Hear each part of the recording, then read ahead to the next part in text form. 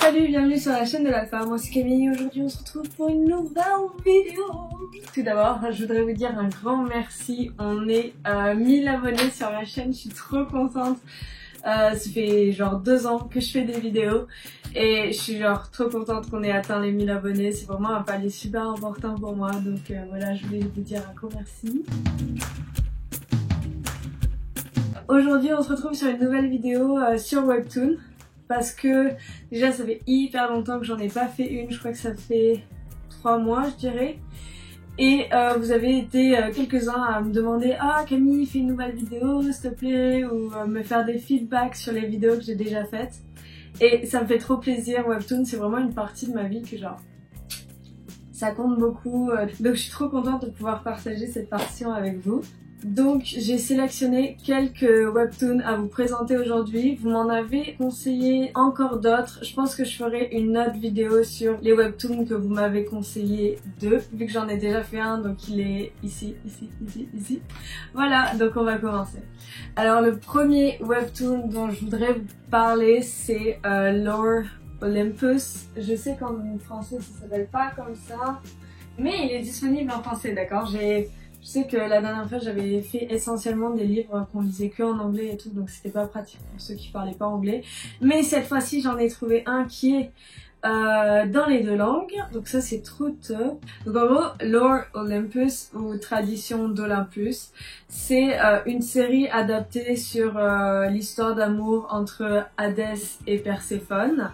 Donc voilà, un peu de mythologie grecque. Je sais qu'il y a plein de gens qui sont fans des mythologies grecques, moi aussi. Et sauf que le truc c'est que le style de dessin m'avait grave repoussé. En fait, je sais pas, je le voyais et ces personnages juste dans les tons roses et bleus, je me disais qu'est-ce que c'est ça? Et en fait, un jour, il y a eu un concours pour gagner 5 pièces. Pour ça, il fallait lire 30 épisodes d'une des 3 séries qu'ils proposaient.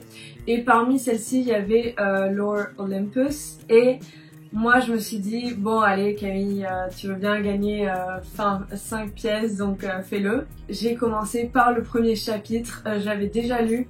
Et en fait, j'étais en mode, bon allez, comme ça tu seras débarrassée, tu auras ton argent quoi. Et en fait, je suis tombée mais amoureuse de la série, j'adore. Je l'ai lu, je crois, en 1 journée et demie. Et genre, waouh, j'adore. En fait, histoire d'amour entre Perséphone et Hadès. Donc bien évidemment le mont Olympe est un peu modernisé, il y a des téléphones, il y a une fac, enfin c'est une mini-ville quoi pour les dieux. Perséphone qui a toujours vécu avec les mortels sur la terre fait son entrée donc sur le mont Olympe et il se trouve que sa coloc c'est Artémis il me semble et donc du coup toutes les deux elles vont à une soirée organisée par Zeus. À cette soirée elle va indirectement rencontrer Hadès et c'est un peu le point de départ de leur romance. Donc moi j'aime beaucoup cette histoire, pas uniquement parce que j'ai un petit truc pour les mythologies grecques, mais aussi parce que elle véhicule un message mais tellement positif sur les relations, qu'est-ce que tu dois accepter ou pas dans une relation. Et j'ai tellement été habituée à lire des new romance où le mec traitait mal la meuf et que par amour elle l'acceptait, que du coup j'ai commencé à internaliser ça.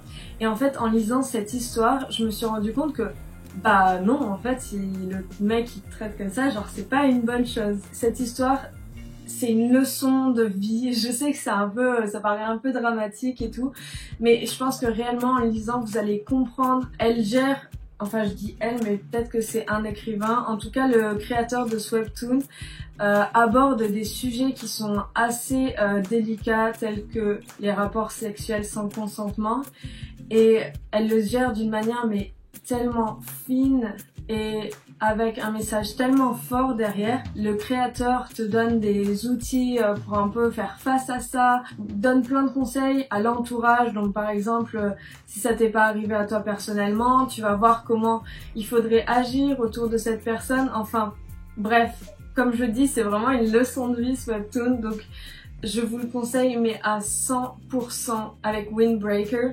Je pense que c'est les 2 seules séries que j'attends autant chaque semaine. Celle-là, mais ruez-vous dessus. Je crois qu'il y a genre 130 chapitres dans la version anglaise et 94 dans la version française, ou genre saignez-moi ça. Si vous l'avez déjà lu, n'hésitez pas à me dire ce que vous en pensez dans les commentaires, comment vous avez réagi à certains moments. Je veux tous vos insights, ça me fait plaisir de voir si les personnes sont sur la même longueur d'onde que moi, ou si au contraire vous trouvez qu'il y a des choses qui sont pas du tout pertinentes, dites-le moi aussi. Ok, prochaine histoire. Donc ma deuxième histoire coup de cœur, Empyrea. Vous ne connaissez pas? Quelle grave erreur. C'est la première histoire que j'ai commencé en fait quand je suis arrivée sur Webtoon. Et là vous allez me dire, mais Camille, pourquoi tu ne nous l'as pas présenté avant? Parce que en fait, l'auteur de cette histoire a fait une pause de 1 an et demi de publication. Donc honnêtement, moi je pensais pas pouvoir vous la présenter un jour parce que je préfère vous présenter des histoires qui sont en cours. Donc Empyrea, c'est une histoire fantastique. Donc ça veut dire qu'il y a des monstres, qu'il y a des esprits, que certains personnages ont des pouvoirs magiques. Après, c'est pas non plus un changement total d'univers, donc c'est-à-dire que ça se déroule un peu à une période où il y a une monarchie, le style vestimentaire c'est un peu comme à Versailles, enfin des choses comme ça. Mais après il y a quelques différences parce qu'il y a des automates, tout ça. Mais n'ayez pas peur pour ceux qui sont pas très ouverts au monde fantastique. Bref.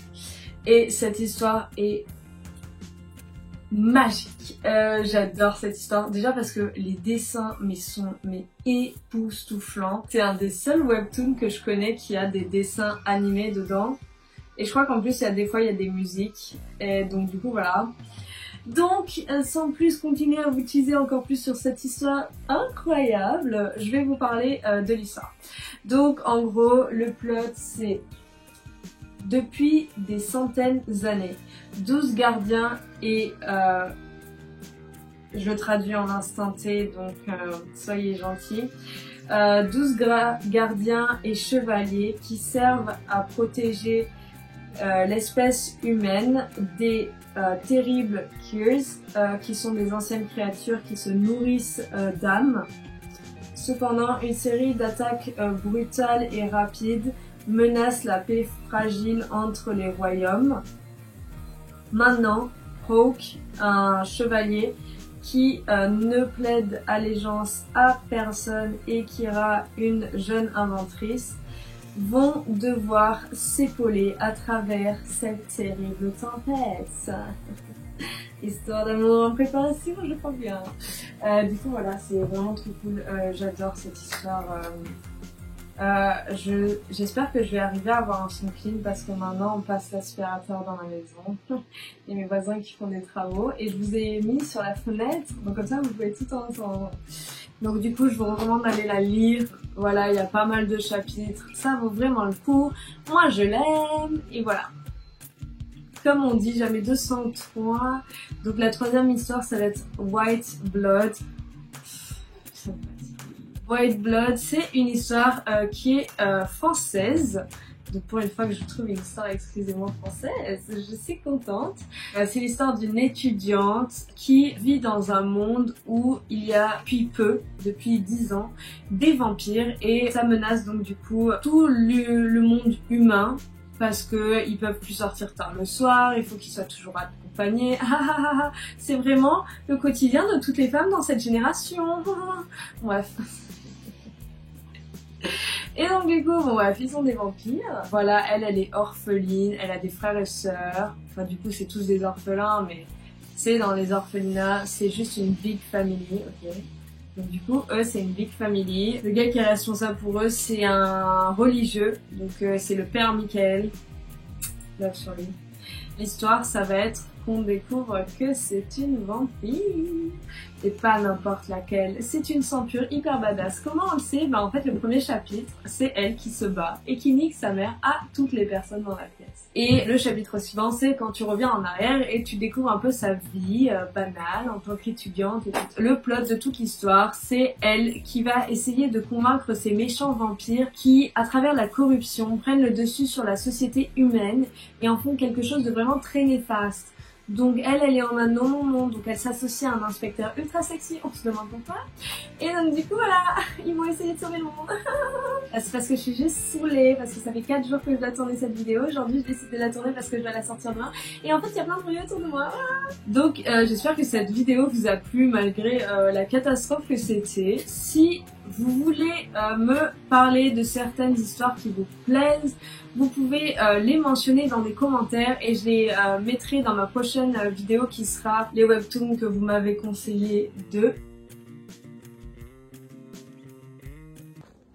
Abonnez-vous.